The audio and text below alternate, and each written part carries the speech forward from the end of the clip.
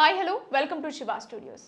తెలంగాణలో సరికొత్త రాజకీయ శకనానికి నాంది పలుకుతూ తెలంగాణ రక్షణ సేన అనే కొత్త పార్టీని ప్రకటించారు కవిత. జైలు జీవితం, ఎన్నో చేదు అనుభవాలు చూశాక ఆమెలో వచ్చిన మార్పే ఈ నిర్ణయానికి కారణం.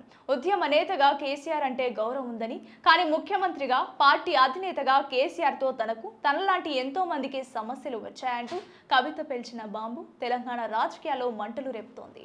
పార్టీలో తన గొంతు నొక్కేశారని, తనను కుట్రపూరితంగా బయటకు గెంటేశారని ఆమె చేసిన కామెంట్స్ ఇప్పుడు సంచలనం మారాయి. ఢిల్లీ లిక్కర్ కేసును కోర్టు కొట్టిపారేసింది సరే, కానీ ఆ కష్టకాలంలో కవిత పుట్టిల్లు అంటే కేసీఆర్ కుటుంబం, కన్న తల్లి ఆమెను ఒంటరిని చేశారా? అవునని అంటున్నారు కవిత.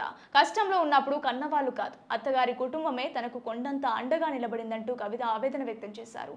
గత బీఆర్ఎస్, ప్రస్తుత కాంగ్రెస్ ఇద్దరు రైతులను మోసం చేశారని, ధరణి పేరు భూమాతగా మారడం తప్ప ఆట మారలేదని కవిత ఫైర్ అయ్యారు. రాష్ట్రంలో రోజుకు 7 అత్యాచారాలు జరుగుతుంటే ప్రభుత్వం ఏం చేస్తుందని నిలదీశారు. గోదావరి జలాలు సముద్రం పాలవుతుంటే ఈ పాలకులకు చీమ కుట్టినట్టయినా ఉందా అని ప్రశ్నించారు. మరి తండ్రిని ఎదిరించి నిలబడిన కవిత తెలంగాణ రాజకీయాల్లో సక్సెస్ అవుతుందా?